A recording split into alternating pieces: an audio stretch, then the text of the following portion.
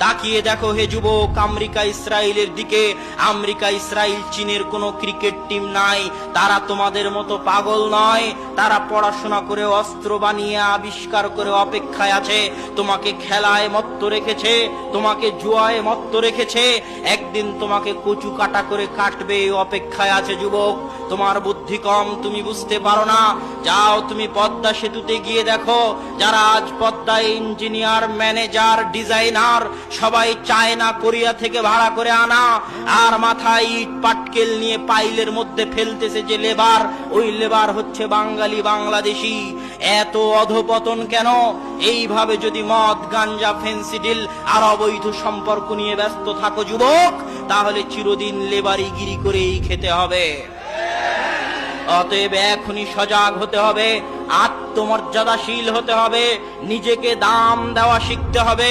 দাম দেওয়া কাকে বলে? আত্মমর্যাদা কাকে বলে? সমুদ্রে যখন একটা পানা চলে, খড়কুটো চলে, স্রোত যেই দিকে যায় ওই পানা খড়কুটো সেই দিকে যায়। ওই পানা খড়কুটোর কোনো দাম নেই, কোনো শক্তি নেই। কিন্তু যখন একটা নৌকা চলে, নৌকার শক্তি থাকে আলাদা, যেদিকে ইচ্ছা সেদিকে যেতে চায়, স্রোতের মোকাবেলা করে যেতে চায়, তার মানে তার দাম আছে, শক্তি আছে। যুবক, যখন তুমি কোনো খেলা দেখে খেলোয়াড়ের অনুসরণ করতে চাও, কোনো মুভি ছবি দেখে যেই নায়কের অনুসরণ করতে চাও, মা এবং বোনেরা যখন সিরিয়াল দেখে সেই সিরিয়ালের নায়িকার অনুসরণ করতে চায়, পাখির ড্রেসের অনুসরণ করতে চায়, তখন বুঝতে হবে তাদের মধ্যে আত্মমর্যাদা নেই, তারা নিজেদেরকে দাম দিতে জানে না। যদি আত্মমর্যাদা থাকতো যুবক, তাহলে ভাবতে, আমি কেন এই খেলোয়াড়, এই নায়কের অনুসরণ করব?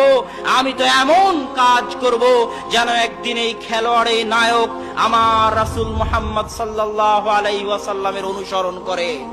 এর নাম ঈমান, এর নাম আত্মমর্যাদা, এর নাম নিজেকে দাম দেওয়া। কিন্তু আমি তোমাদেরকে কিভাবে বুঝাবো যে তোমরা নিজেদেরকে দাম দিতে জানো না, আত্মমর্যাদাশীল হতে জানো না?